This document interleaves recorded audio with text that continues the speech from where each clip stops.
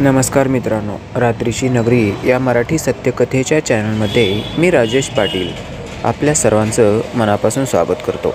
मित्रांनो, आज आपण आपल्या चॅनलवर जी कथा ऐकणार आहात त्या कथेचं नाव आहे मित्राची बहीण मनीषा. मित्रांनो, कथेच्या नावावरून तुमच्या लक्षात आलंच असेल की या कथेमधून मी तुम्हाला काय सांगणार आहे. मित्रांनो, आता तुमचा जास्त वेळ न घालवता मी आजच्या कथेच्या एका नवीन भागाला थेट सुरुवात करत आहे. ही कथा तुम्हाला नक्की आवडेल आणि ही कथा तुम्हाला माझ्या चॅनलशिवाय म्हणजे आपल्या चॅनलशिवाय इतरत्र कुठेसुद्धा ऐकायला, वाचायला किंवा पाहायला अजिबात मिळणारच नाही. कारण ही कथा माझी स्वतःची आहे. ही कथा माझ्या आयुष्यात घडलेली एक खरी घटना आहे.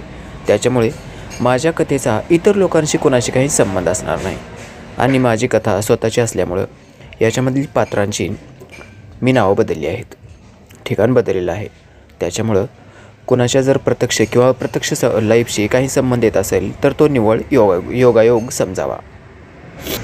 मित्रांनो, असं घडलं की माझा एक श्याम नावाचा मित्र होता. त्याची बहीण मनीषा. ती दिसायला खूपच सुंदर. माझ्या घरी नेहमी यायची. मी सुद्धा त्यांच्या घरी जायचो कारण श्यामचं आणि माझं जाणं येणं बसणं उठणं जरा जास्तच होतं. आणि मनीषा जी होती ही सुद्धा माझ्या घरी यायची. माझ्या ताईकडे यायची, आईकडे यायची. हिचा स्वभाव थोडासा शांत होता, परंतु तरीसुद्धा ही आतल्या आतून खूपच चंचल. थोडीशी चावट जरी म्हणलं तरी चालेल. बोलता मध्येच डोळा मिचकावायची. काही बोलताना अंगावर थापट मारायची, अंगचट्टीला यायची, गालगुच्चे घ्यायची. असे एक ना अनेक प्रकार ती माझ्यासोबत करत असे. आता तसं बघितलं तर मला तिला प्रपोज करावं वाटायचं. तिच्या भरलेल्या शरीराकडे बघून माझा बाबूराव कधी उड्या मारायचा. असं वाटायचं हिला एकदा अंगाखाली घ्यायला पाहिजे, परंतु असं काही शक्य नव्हतं. एकतर श्याम माझा खूप जवळचा आणि खास मित्र. तसं बघितलं तर ती जशी माझी बहीण तशीच ती माझ्या बहिणीची खास मैत्रीण. माझे आईवडील तिला खूप मानायचे. खूप सोज्वळ मुलगी आहे असं माझे वडील म्हणायचे, परंतु ती किती सोज्वळ आहे आणि काय आहे हे आम्हा पोरांना माहीतच होतं. आता श्याम माझा मित्र असल्यामुळं मी त्याला कधी काही बोलायचो नाही. बऱ्याच वेळा असं व्हायचं ती मला खूप वेळा रिस्पॉन्स देते असं मला वाटायचं, परंतु श्यामकडे बघून मी तिला काही बोलायचोच नाही. एक वेळ असं झालं की माझ्या बहिणीने तिला दुपारच्या वेळी मेहंदी लावण्यासाठी घरी बोलवलं. आता मेहंदी काढल्यानंतर दुपारी खूप रखरखीत ऊन होतं. मग स्वातीताई मला म्हणाली, राजेश जा रे, हिला हिच्या घरी सोडून ये.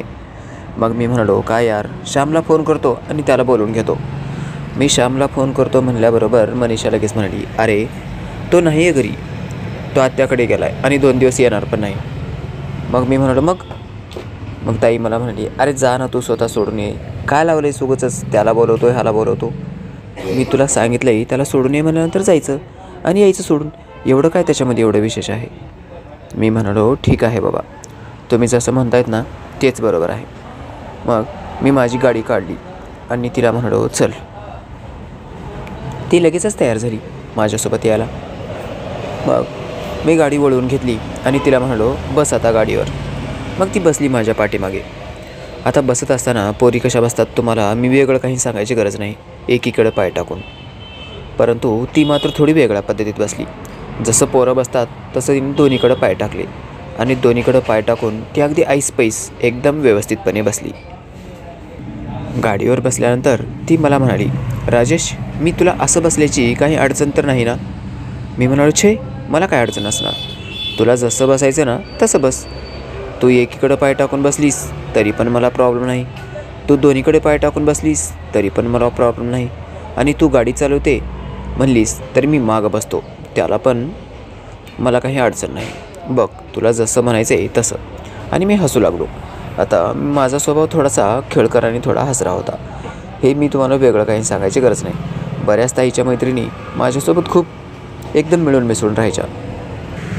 ती माझ्या मागे गाडीवर बसल्यावर मी गाडी सुरुवात केली आणि गाडी थोडी स्पीडमध्ये घेऊ लागलो. घरापासून काही अंतर गेल्यानंतर एक भला मोठा खड्डा होता.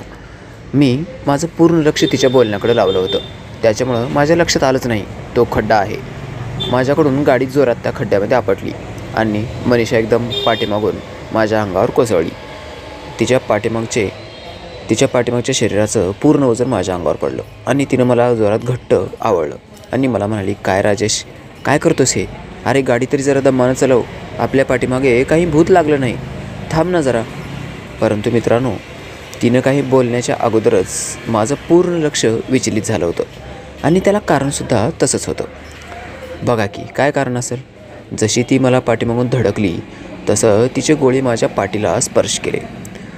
तो मोठा मोठा आकार माझ्या पाठीला एकदम स्पर्शून गेला होता. माझ्या मनाला तो आकार मोहून गेला होता. तिचं ते मुलायम स्पर्श होताना तो माझ्या पूर्ण अंतर्मनाला भिडला होता. आता मला वाटू लागलं, काय यार, काय मस्त वाटलं. माझं लक्ष तिच्या बोलण्याकडं अजिबात नव्हतंच. मी पूर्ण तनमन धन लावून तिच्या त्या स्पर्शाकडं आकर्षित झालो होतो. ती बोलत असतानाच मला म्हणाली, काय झालं राजेश? अरे मी तुला बोलते आणि तुझं लक्ष कुठं आहे की? मी बोलते याच्याकडे तुझं अजिबात लक्षच नाही बघ. मग मी म्हणालो, काय यार, काय लागलीस तू? मी तर तुझ्याकडेच बोलतोय ना. मग ती मला म्हणाली, माझ्याकडं कुठं बोलतोयस तू? माझ्याकडे तुझं लक्षसुद्धा नाही. तुझं लक्ष कुठं आहे मला काही समजतच नाही. एखाद्या पोरीच्या प्रेमात पडलास की काय? घराच्या बाहेर आल्यानंतर तुझं लक्ष हल्ली कुठं राहतच नाही. काय चालू आहे तुझ्या डोक्यामध्ये विचारचक्र? मला तरी सांग. मग मी हसलो आणि म्हणालो, काय यार, आमचं नशीब एवढं मोठं कुठलं? तशी ती मला म्हणाली, का झालं? तुझं नशीब एवढं मोठं नाही म्हणजे? मग मी म्हणालो, खरंच गं, माझं लक्ष तुझ्याकडेच होतं आणि माझं नशीब नाहीच एवढं मोठं. मग ती मला म्हणाली, असं का म्हणतोयस तू? मी म्हणालो, बघ ना, आता एवढा मोठा घोडा झालो आहे, परंतु मला अजूनसुद्धा गर्लफ्रेंड नाही आहेच. ती मोठ्यांदा हसली आणि म्हणाली, तोंड बघ आरशात अगोदर.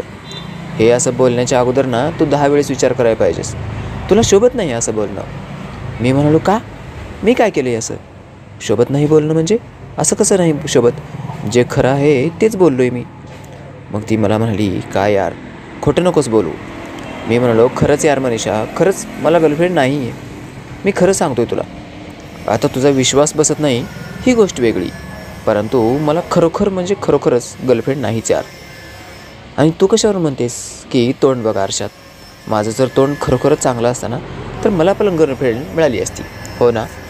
ती मला म्हणाली, तुझं तोंड चांगलं नाही म्हणून आरशात बघ असं नाही म्हणले मी. मग मी म्हणालो, मग कशी म्हणलीस तू आरशात बघ म्हणून?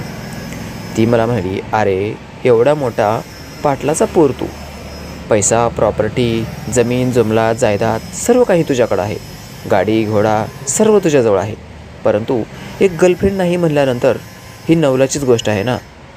कुणी विश्वाससुद्धा ठेवणार नाही. तू जर म्हणलंस ना मला गर्लफ्रेंड नाही तर लोक हसतील तुझ्यावर. मग मी म्हणालो, खरंच ग बाई, मी कशाला तुला खोटं बोलू? जे आहे ते मी तुला स्पष्टपणे सांगतो आहे. मला नाही म्हणजे नाही गर्लफ्रेंड. आता त्यात माझी चूक काय? गर्लफ्रेंड मिळाली किंवा मिळाली नाही यात माझा काय दोष आहे? आता मी तर प्रयत्न करतो आहे परंतु मला मिळत नाही, मग काय करणार मी? सांगतोच. ती मला म्हणाली, मग कुठल्या तरी एखाद्या मैत्रिणीलाच गटवायचं ना. मी म्हणालो, ती पण गटत नाही ना, काय करणार? तो पण प्रयत्न करून करून मी थकलो आणि आपल्यामध्ये डेअरिंगच नाही बघ. कोणाला माझी गर्लफ्रेंड होतीस का म्हणून बोलायची. मग ती मला म्हणाली, अरे तुझ्या डेअरिंगची काय गरज आहे? कितीतरी पोरी स्वतःहून तुझ्या पाठीमागे लागत असतील. मी म्हणालो, नाही यार, असं काहीच नाही. तू जसं म्हणतेस ना, तुझ्या डोक्यात जसा विचार येतो ना तसाच विचार प्रत्येक पोरीच्या डोक्यात येत असेल आणि त्याच्यामुळेच मला कुणी भेटतच नसावं. ती मोठ्यांदा परत एकदा हसली आणि मला म्हणाली, काय यार राजेश, तू तर एकदम माझ्या मनाची तार छेडलीस बघ. माझ्या पण मनात असंच वाटत होतं. तू एकदम एवढ्या मोठ्या पाटलाचा पोर आणि तुला पोरींची काय कमी असणार आहे? एक ना अनेक गर्लफ्रेंड तुझ्या पाठीमागे मागे पुढे धावत असतील असं मला वाटलं होतं. मी म्हणालो, म्हणजे तुझ्या पण डोक्यात तोच प्लॅन होता ना? तुला पण तसंच वाटत होतं की मला अनेक गर्लफ्रेंड असतील, हो ना? तशी ती म्हणाली, हो ना, मला पण तसंच वाटलं यार, तुला भरपूर मैत्रिणी असतील. मग मी म्हणालो, नाही यार, आता तरी विश्वास बसला का? मग ती मला म्हणाली, बरं झालं तू मला सांगितलंस. मग मी म्हणालो, का? अरे म्हणजे मला पण बघता येईल ना. मग मी म्हणालो, काय? अगं मी एक गोष्ट बोलू का तुला? ती म्हणाली, हो बोल ना. मग मी म्हणालो, एक काम करशील का माझं? ती म्हणाली, हो सांग, तू म्हणशील ना ते काम करायला मी तयार आहे. मग पुढे ती मला म्हणाली, तू जर सांगितलंस आणि मी नाही ऐकलं तर ती गोष्ट वेगळी, परंतु तू सांगितलंस म्हणजे मी तुझं काम करणार म्हणजे करणार. मी म्हणालो, ठीक आहे, माझं आता एकच छोटंसं काम कर. ती म्हणाली, सांग. मग मी म्हणालो, माझ्यासाठी एखादी गर्लफ्रेंड बघ ना. ती म्हणाली, काय यार, अरे तुझ्या ताईकडे इतक्या मैत्रिणी येतात, त्याच्यापैकीच गटव ना कोणाला तरी. मी कशाला बघत बसू? तुला जी आवडते ती बघ. आणि तू जर कोणाला प्रपोज केलास ना, तुला ती नाही म्हणणारच नाही. बघ विचार करून, जसं जमते ना तसं तू प्रयत्न कर आणि गटवायचा प्रयत्न कर.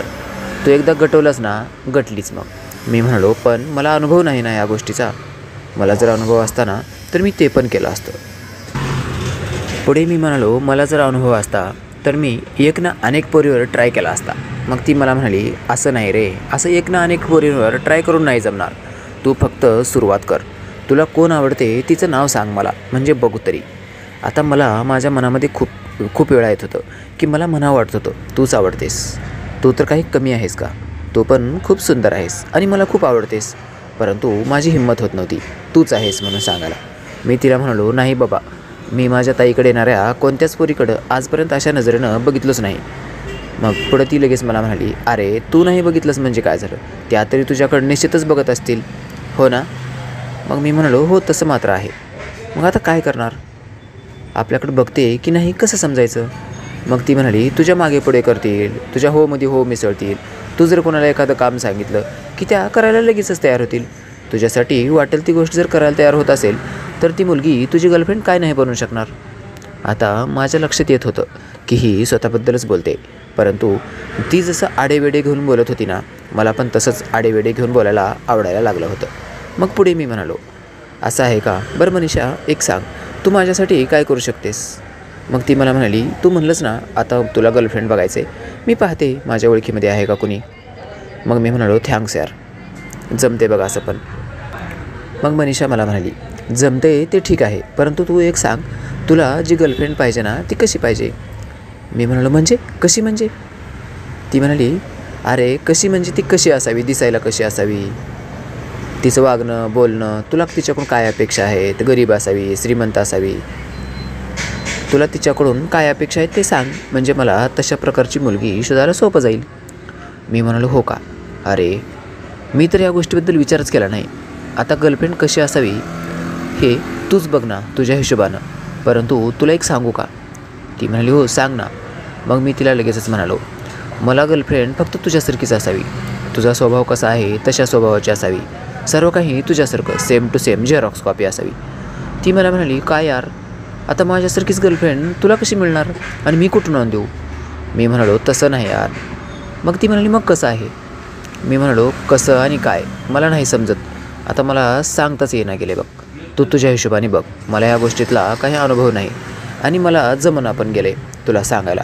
ही माझी पहिलीच वेळ आहे ना. ती मोठ्यांदा परत हसू लागली. काय यार, हर गोष्टीला म्हणतोस माझी पहिलीच वेळ आहे.